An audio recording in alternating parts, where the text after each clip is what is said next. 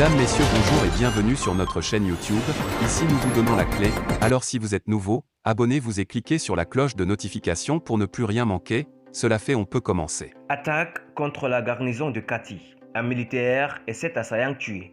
Une attaque terroriste a été perpétrée contre le camp militaire de Kati ce vendredi 21 juillet. Les assaillants ont été repoussés selon l'état-major des armées qui annonce la mort d'un militaire et la neutralisation de 7 terroristes.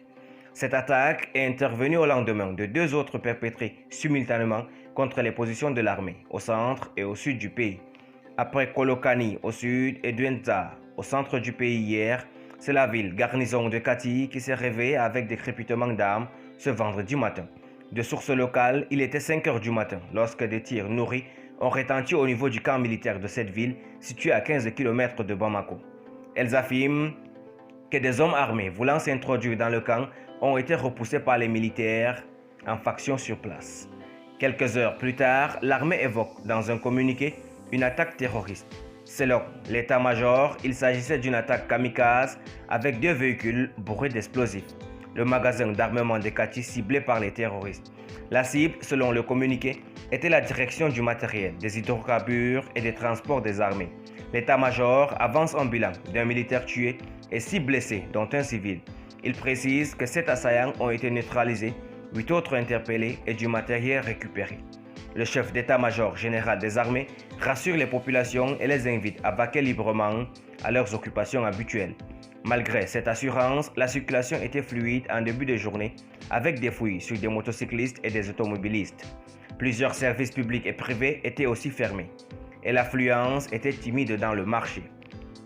La ceinture sécuritaire renforcée à Bamako.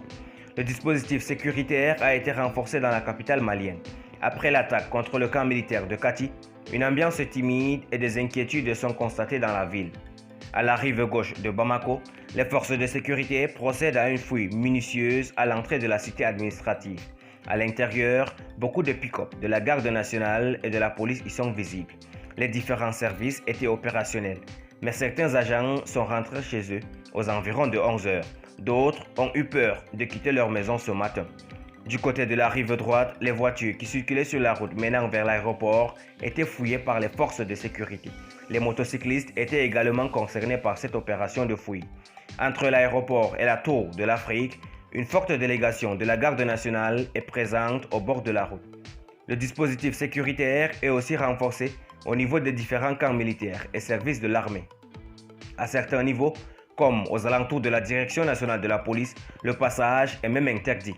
Il faut noter qu'au niveau des établissements financiers, beaucoup de banques sont restées opérationnelles avec leurs programmes habituels. L'objectif des terroristes est de déstabiliser les FAMA. La multiplication des attaques terroristes consiste à disproportionner les actions des FAMA et à saper le moral des populations. Cette déclaration est faite par Ali Tunkara, le sociologue et directeur du Centre d'études sécuritaires et stratégiques au Sahel, pense qu'il faut une meilleure coordination des actions militaires avec une collaboration des populations. Merci pour votre aimable attention. Si vous êtes nouveau, n'oubliez pas de cliquer sur la cloche de notification et de vous abonner à la chaîne. Merci et à très bientôt pour une nouvelle vidéo.